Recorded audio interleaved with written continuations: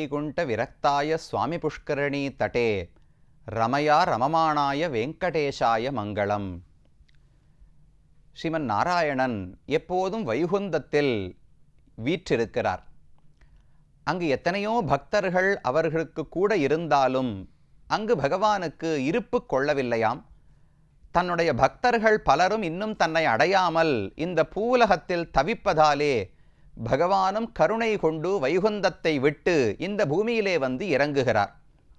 வரும்பொழுது தான் தனியாக வராமல் பிராட்டியும் அழைத்து கொண்டு வருகிறாராம்.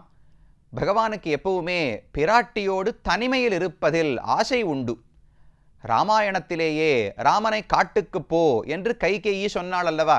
அப்போது ராமன் சொல்லக்கூடிய வார்த்தை வனவாசோ மகோதயா. தாயே, எனக்கு இதில் எந்த வருத்தமுமே கிடையாது. வனவாசம் காட்டுக்குள் வாழ்வதை போல எனக்கு ஒரு உயர்வே தோன்றவில்லை. இது ரொம்ப நல்ல சந்தர்ப்பமாக தோன்றுகிறது என்று ராமன் தெரிவித்தாராம். ஏன் அப்படி சொல்லுகிறார் என்றால், நாட்டில் இருந்தால் ராமனுக்கும் பல பொறுப்புகள் உண்டு. சீதைக்கும் எத்தனையோ காரியங்கள் இருக்கும். சீதைக்கு மாமியார்களும் பல நூற்றுக்கணக்கான மாமியார்கள் உள்ளார்கள். அதனால ராமனும் சீதையும் சேர்ந்து பேசுவதற்கு கூட நேரம் கிடைக்காதாம். அதுவே காட்டுக்கு போனால் ஏகாந்தமாக தனிமையில் இருவரும் ஆனந்தமாக பொழுதுபோக்கலாம் அல்லவா? அதனால பகவானே அயோத்தியை வெறுத்து காட்டை ஆசைப்பட்டு வந்து சேர்ந்தார் என்று தெரிவிப்பார்கள். அதே போலத்தான் ஸ்ரீவைகுண்டத்திலேயே பகவானுக்கு வைராக்கியம் ஏற்பட்டு இந்த சுவாமி புஷ்கரணி மிகவும் அழகாக இருக்கிறது. இதன் கரையில் அருவிகளுக்கு நடுவிலே தோட்டங்களுக்கு நடுவிலே அழகான இடத்தில் தாயாரோடு ஆனந்தமாக வசிக்க வேண்டும் என்று ஆசைப்பட்டுதான் பகவான் வைகுந்தத்தை விட்டு திருவேங்கட மாமலைக்கு வந்து சேர்ந்தாராம். அந்த திருவேங்கடத்தினுடைய வைபவங்களை ஒவ்வொன்றாக பார்த்து கொண்டு வருகிறோம். திருவேங்கடத்துக்கு வைபவமே ஆழ்வார்களால் பாடப்பட்ட திருத்தலம். 9 ஆழ்வார்கள், 10 பேருக்குள்ள 9 ஆழ்வார்கள். அதோடு கூட ஆண்டாள் நாச்சியாரும் இந்த பெருமானை பாடியிருக்கிறாள். அப்ப 10 ஆழ்வார்கள் என்று, அதாவது ஆண்டாளையும் மதுரகவி ஆழ்வாரையும் விட்டு 10 ஆழ்வார்கள் என்று கொண்டால் அதில் 9 பேர் பெருமானை பாடியிருக்கிறார்கள். தொண்டரடிப்புடி ஆழ்வார் மட்டும் பாடவில்லை. 12 ஆழ்வார்கள் என்று கொண்டால் அதில் மதுரகவி ஆழ்வாரும் தொண்டடிப்புடி ஆழ்வாரும் பாடவில்லை. 10 பேர் ஆண்டாளையும் சேர்த்து கொண்டு 10 பேர் பாடியுள்ளார்கள் என்று நாம் சொல்லலாம். அதில் கடந்த பகுதியில் பொய்கையாழ்வார், பூதத்தாழ்வார், பேயாழ்வார் இவர்கள் மூவரும் பகவானை எப்படி கண்டார்கள், என்ன கண்ணோட்டத்தில் அனுபவித்தார்கள் என்று பார்த்தோம். அதைத் தொடர்ந்து இந்த பகுதியில் அடுத்த ஒரு சில ஆழ்வார்களுடைய பாசுரங்களை அனுபவிக்க இருக்கிறோம். இந்த நிகழ்ச்சியே வெறும் திவ்யதேசங்களினுடைய அதனுடைய ஆர்கிடெக்சர், அதனுடைய அமைப்பு, பகவானுடைய வடிவத்தை மட்டும் பார்ப்பதற்கு அல்ல. அந்தந்த திவ்யதேசத்தில் என்னென்ன குணங்களை பகவான் காட்டியிருக்கிறார், அதை எப்படி தெரிஞ்சுக்கலாம்? நமக்கு போனால் குணமாக தெரிய போகிறது. ஆழ்வார்கள் தானே அந்த குணங்களை கண்டு பாடி வைத்தார்கள். அதனால் அந்த பாசுரங்களுக்கு முக்கியத்துவம் உண்டு. அடுத்ததாக திருமிழிசை ஆழ்வார் தன்னுடைய 2 பிரபந்தங்கள் திருச்சந்த விருத்தம், நான்முகன் திருவந்தாதி இரண்டிலேயுமேயே பகவானை பற்றி பாடுகிறார். அதில் ஒரு பாசுரம் ரொம்ப அழகா தெரிவிக்கிறார். வெற்பென்னு வேங்கடம் பாடினேன், வீடாக்கி நிற்கின்றேன், நின்னு நினைக்கின்றேன், கற்கின்ற நூல் வலையில் பட்டிருந்த நூலாட்டி கேழ்வனார் கால் வலையில் பட்டிருந்தேன் கான் என்று ஆழ்வார் தெரிவித்தார். எனக்கு ரொம்ப எளிமையாக மோட்சம் கிடைத்து விட்டதுன்னு சொல்றார் ஆழ்வார். அப்படியா? என்ன ரொம்ப யோகிகள் ரிஷிகள் எல்லாம் தவம் செய்கிறார்களே, தியானம் செய்கிறார்களே, நீர் அதெல்லாம் கஷ்டமே படலையா? எப்படி மோட்சம் உறுதியாயிற்று? நாள் ஆழ்வார் சொல்றார், வெற்பு என்று வேங்கடம் பாடினேன், திருவேங்கடத்தை பாடினேன்னு ஆழ்வார் சொன்னார். அப்படியா? அது ரொம்ப உயர்ந்த செயல்தானே. பகவானுடைய திவ்யதேசத்தை பாடியிருக்கிறீரே, அப்புறம் ஒண்ணுமே செய்யவில்லை என்று எப்படி சொல்லுகிறீர்னா? அதுக்குதான் ஆழ்வார் வேணும்னு சொன்னார். நான் ஒன்றும் திருவேங்கடத்தினுடைய பெருமைகளை எல்லாம் தெரிந்து பாடவில்லை, வெற்பு என்று வேங்கடம் பாடினேன். வரிசையா மலை பெயர்லாம் சொல்லிட்டே வந்தேன்னா, கொல்லிமலை, வீராளிமலை, அந்த மலை, இந்த மலை, திருமலை, திருவேங்கடம் அப்படின்னு மலைகளை பத்தி பேசிக்கொண்டு வரும்போது திருவேங்கடம்னு வார்த்தை சொன்னேன்னா, வெற்புனா மலைன்னு அர்த்தம். வெற்பு என்று வேங்கடம் பாடினேன். இதுவும் ஒரு மலை தானே. எத்தனையோ மலைகளுக்கு நடுவில் இதுவும் ஒரு மலை இருக்கிறதுன்னு வெறும சொன்னேனா, வீடாக்கி நிற்கின்றேன். பகவான் உடனே வந்து பாபங்களை எல்லாம் போக்கி இந்தா மோக்ஷம், வீடுனா வைகுந்தம், அந்த வைகுந்த வீட்டையே எனக்கு கொடுத்தான், நின்று நினைக்கின்றேன். ஆழ்வார் விக்கித்து போனாராம். நினைச்சு நானும் யோசிச்சு பார்க்கிறேன், நான் எதுவுமே செய்யவில்லையே, தெரிந்து ஒண்ணுமே பண்ணல, தெரியாமலும் எதுவும் செய்ததாக தெரியவில்லை. ஒரு பெயர் திருவேங்கடம்னு மலை பெயரை சொன்னதற்கா வைகுந்தத்தையே பகவான் கொடுப்பார். எப்பேற்பட்ட கருணை! இந்த மலைக்குத்தான் எவ்வளவு பெருமை! நின்று நினைக்கின்றேன். நான் செய்ததும் எனக்கு கிடைத்ததும் ஒப்புமைப்படுத்தியே பார்க்க முடியாது. இந்த சின்ன செயலுக்கு பகவான் இப்பேற்பட்ட பயனை அளிப்பானா என்று அவனை பார்த்து ஆச்சரியத்தில் நின்று நினைக்கின்றேன். சரி, பகவான் யார் கொடுத்தார்னால், கற்கின்ற நூல் வலையில் பட்டிருந்த நூலாட்டி கேழ்வனார். கற்கின்ற நூல் வலை, அதாவது வேதங்களை சொல்லுகிறார். வேதங்கள் எல்லாம் ஒரு வலை போல இருக்காம். அந்த வலையிலே சிக்கிக்கொண்டு நூலாட்டி கேழ்வனார். நூலாட்டி, வித்யைக்கெல்லாம் அபிமானினியான மகாலட்சுமி தாயார், அவளைத்தான் நூலாட்டின்னு தெரிவிக்கிறார். நூலாட்டி கேழ்வனார், அந்த நூலாட்டி பிராட்டியினுடைய கணவனான ஸ்ரீனிவாச பெருமான், அவர்தான் நூல்வலையில் பட்டிருக்காராம்.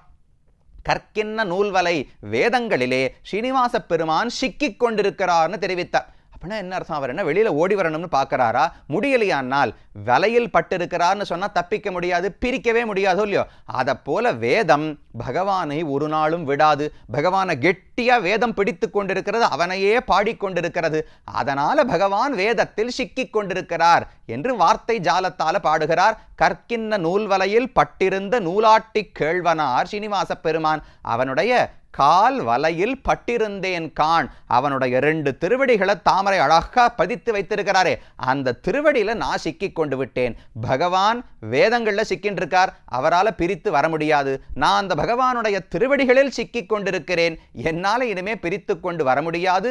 திருமலை பெயரை சொன்னதற்கே பகவான் மோட்சத்தை அளித்தான் என்று தன்னுடைய நான்முகன் திருவந்தாதியிலே திருமிழிசையாழ்வார் பாடுகிறார். நீ எத்தனையோ பாசுரங்கள், ஒரு ஆழ்வாருக்கும் ஒரு பகுதி வைத்தால் கூட போராது.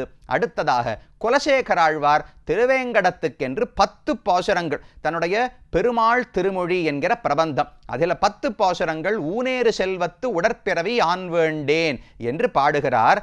அந்த நிலையை புரிந்து கொள்வதே நமக்கு கொஞ்சம் கஷ்டம். இந்த பாசுரத்தில் என்ன சொல்றார்னால், எனக்கு திருமலையில போய் இருக்கணும், ஏதோ ஒரு பிறவி, நான் மனுஷனாகத்தான் இருக்கணும்னு சொல்லல. ராஜா குலசேகராழ்வார் சேரகுலத்திலே அரசனாக பிறந்தவர். சேரகுலம் மட்டுமல்ல, சோழநாடு, பாண்டிய நாடு, சேரநாடு 3ஐயும் கட்டி ஆண்டவராம் குலசேகராழ்வார். அவர் பாடுறார், எனக்கு இந்த ராஜ்யத்தில் விருப்பமே கிடையாது, இந்த உடலை வளர்த்து கொண்டு உலக விஷயங்களில் ஈடுபடுவதில் ஆசை கிடையாது. ஸ்ரீனிவாச பெருமானுக்கு கைங்கரியம் பண்ணணும். அவன் இருக்கக்கூடிய திருமலையில் ஏதோ ஒரு தொடர்பு இருந்தால் போரும். ஊன் ஏறு செல்வத்து உடற்பிறவி யான் வேண்டேன். ஊன் ஏறு செல்வம்னா சாப்பிட்டு சாப்பிட்டு பருத்து போறோமோ இல்லையோ, அதுதான் செல்வம்னு நினைச்சுட்டு இருக்காளாம். உடல் நன்னா பருமனா இருந்து கெட்டியா இருந்து பலத்தோடு இருந்ததுன்னா இதுதான் செல்வம் என்று உலகத்தில் நினைக்கிறார்கள். அது நிரந்தரமான செல்வமே அல்ல. நன்னா உடற்பயிற்சி பண்ணி நன்னா உடம்பை கட்டா வச்சுட்டு இருந்தவர் அடுத்த நிமிஷம் இதய நோய் வந்து போயிட்டார்னு சொல்லிடுவா. இப்படி சுவாமி நிறைய உடற்பயிற்சி பண்ணாருன்னா என்ன பண்றது? உடலுடைய இயற்கை அதுதான். அதை போல ஊனேறு செல்வத்து உடற்பிறவி யான் வேண்டேன், ஆனேறு ஏழ்வென்னான் அடிமை திறமல்லால். நான் மனுஷ பிறவி வேண்டான்னு சொல்லல, அதையும் ஏத்துக்கிறேன். பகவான் ஆனேறு ஏழ்வெண்ணான், கண்ணன் 7 ரிஷபங்களை கொன்று நப்பினையை கல்யாணம் பண்ணிட்டாரே, அந்த கண்ணனுடைய அடிமைத்திறம் அல்லால் உடற்பிறவி யான் வேண்டேன். பகவானுக்கு அடிமை செய்யக்கூடிய பாக்கியம் இல்லாத ஒரு பிறவி எனக்கு வேண்டவே வேண்டாம். கூனேறு சங்கமிடத்தான் தன் வேங்கடத்து கோனேரி வாழும் குறுகாய் பிறப்பேனே. திருவேங்கட மாமலையில கோனேரி சுவாமி புஷ்கரணின்னு சொல்றோம் இல்லையோ, அதைத்தான் கோன் ஏரி என்று ஆழ்வார் தமிழ் படுத்துகிறார். அந்த கோனேரியில எத்தனையோ மீன்கள் எல்லாம் இருக்கும் இல்லையோ, அந்த மீனாக நான் பிறக்க வேண்டும். பெருமானுடைய ஆஸ்தானத்துக்கு அருகில் இருக்கிற சுவாமி புஷ்கரணியில ஒரு மீனாக பிறந்து விட்டால், ஒரு பட்சியாக பிறந்து விட்டால், ஒரு குருகு கோனேரி வாழும் குறுகாய் பிறப்பேனேங்கிற அந்த இடத்துல வாழக்கூடிய ஒரு பறவையா இருந்துட்டா போறாதா? அதுக்கு மேல என்ன பாக்கியம் வேண்டும்னு ஆழ்வார் பாடினார். உடனே சந்தேகம் வந்தது, ஓ பறவையா பிறந்தா எங்கேயான திருவேங்கடத்தை விட்டு வேற எங்கேயான பறந்து போயிட்டா என்ன பண்றது? ஐயோ, திருவேங்கடத்தை விட்டு எங்கேயுமே போகக்கூடாது. அந்த திருவேங்கடத்துல ஒரு மரமா இருக்கணும், அந்த திருவேங்கடத்துல ஒரு கல்லா இருக்கணும், அந்த திருவேங்கடத்துல ஒரு புஷ்பமா இருக்கணும், அந்த திருவேங்கடத்தில் ஒரு ஏரியாக ஒரு நதியாக இருக்க வேண்டும். என்ன இருந்தாலும் சரி, ஏதோ ஒரு விதத்தில் பகவானோடு தொடர்பு வராமல் இருக்க வேண்டும். மற்றபடி எனக்கு செல்வத்திலெல்லாம் ஆசை கிடையாது.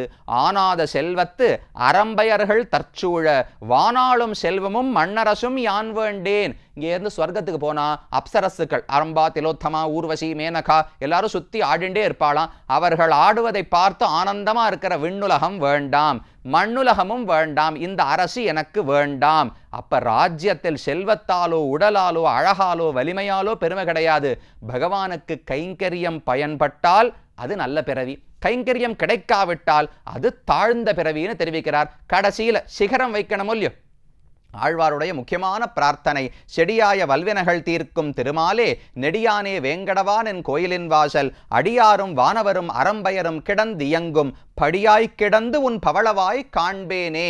உயிரான பாசுரம் குலசேகர ஆழ்வாருடையது. அவர் சொல்றது இப்போ இதுவரைக்கும் சொன்னாரோ இல்லையோ, பறவை, மீன், புஷ்பம் இதெல்லாம் கூட ஓரளவுக்கு உயிருள்ள பொருட்கள்.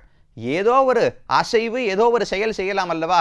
இந்த பாசுரத்தில் சொன்னார், எனக்கு எதுவா இருந்தாலும் பரவாயில்ல, பகவானுடைய கோவிலுக்கு எத்தனையோ லட்சக்கணக்கான ஜனங்கள் வருகிறார்களோ இல்லையோ, செடியாய வல்வினைகள் தீர்க்கும் திருமாலே, நாம் பண்ண எல்லா பாபங்களையும் போக்குபவர் ஸ்ரீனிவாச பெருமான் தான். உன் கோயிலின் வாசல், பகவானுடைய கோயில் வாசல், கர்ப்ப கிரகத்துக்கு வெளியில ஒரு படி இருக்கோ இல்லையோ, அந்த படியாக நான் இருக்க வேண்டும். அடியாரும் வானவரும் அறம்பயரும் கிடந்தியங்கும், தேவர்கள் எல்லாம் உன்னை தரிசிக்க வருவார்கள், பக்தர்கள் எத்தனையோ லட்சக்கணக்கில் வருவார்கள், எல்லாரும் வந்து என் தலையில மிதிச்சு மிதிச்சு உள்ள போகணும். உன்னை சேவிக்க வரும் பக்தர்களுடைய திருவடியெல்லாம் என் தலையில் படும்படிக்கு நான் படியாக இருக்க வேண்டும்னு ஆழ்வார் பிரார்த்தித்தார். படியாய் கிடந்து உன் பவளவாய் காண்பேனே. ஆழ்வார் தன்னுடைய ராஜ்யத்தை எல்லாம் விட்டு, மனித பிறவியை விட்டு படியாக வந்து படுத்துட்டாரோ இல்லையோ, அதை பார்த்த உடனே பகவானுக்கு ரொம்ப ஆனந்தமா, எனக்கு கைங்கரியம் செய்வதற்கு இவ்வளவுமா ஆசை ஒருவருக்கு இருக்கும்? ராஜாவான பிறவியை விட்டு அறிவில்லாத ஒரு படியாக இருப்பதற்கு கூட ஆழ்வார் தயாராகிவிட்டாரே என்று பகவான் ஆனந்தப்படுவாரா? உடனே நன்னா சிரிப்பாராம். அதைத்தான் பவளவாய்னு ஆழ்வார் பாடுறார். படியாய் கிடந்து உன் பவளவாய் காண்பேனே. ஆழ்வார் கைங்கரியம் பண்றதை பார்த்து பகவான் சிரிப்பாராம். அதை பார்த்து நான் மகிழ்ந்து விடுவேன் என்று ஆழ்வார் தெரிவிக்கிறார். ஆக மொத்தம் என்ன பிறவியாக வேண்டுமானாலும் இருக்கட்டும், பிரம்மாவாக பிறந்து ஆனா கைங்கரியம் பண்ணாம போய் பிரயோஜனம் கிடையாது. ஒரு சின்ன பறவையோ மீனோ புஷ்பமாகவோ படியாகவோ பிறந்தாலும் கைங்கரியம் செய்ய பெற்றால் அதுதான் உயர்வு. இதுதான் ஒரு ஜீவாத்மாவுக்கு நிரந்தரமான செல்வம். கைங்கரியம் தான் செல்வமே தவிர மற்ற ஏதும் அல்ல என்று இந்த 10 பாசுரங்களாலே பாடினார். திருவேங்கடமுடையானிடத்தில் அவ்வளவு ஆசையை காட்டினார். இது குலசேகராழ்வார் பாசுரம். அடுத்தது பெரியாழ்வாரை பார்த்தா அவருக்கு தெரிஞ்சதே கண்ணன் தான். திருவேங்கடமுடையான பார்த்தார், அப்படியே கண்ணன் நிற்பது போல ஆழ்வாருக்கு தோன்றியது. அப்படியே பாசுரம் பாடிட்டார். கடியார் பொழிலணி வேங்கடவா கரும் போரேரே, நீ உகக்கும் குடையும் செருப்பும் குழலும் தருவிக்க கொள்ளாதே போனாய் மாலே, கடிய வெங்கானிடை கன்றின் பின் போன சிறுக்குட்ட செங்கமல அடியும் வெதும்பி உன் கண்கள் சிவந்தாய் அசைந்திட்டாய் நீ எம்பிரான் என்று ஆழ்வார் பாடுகிறார். திருவேங்கடவன் கடி ஆர் பொழில் அணி வேங்கடவா, சுத்தி நல்ல பரிமளம், நறுமணத்தோடு கூடிய தோட்டங்கள் சூழப்பட்ட திருவேங்கடம். அந்த திருவேங்கடத்தில் பெருமான் இருக்கிறார். கரும் போர் ஏறு, பகவானை பார்த்தா யுத்தத்துக்கு தயாரா இருக்கிற ஒரு காளமாட போல இருக்குமா. கருப்பா ஒரு காளமாடு பலத்தோட திமில அசைத்து கொண்டு காலெல்லாம் இப்படி பூமியில தட்டின்னு நின்னா எப்படி இருக்கும், அப்படி பகவான் கரும் போர் ஏறாக நிற்கிறார்.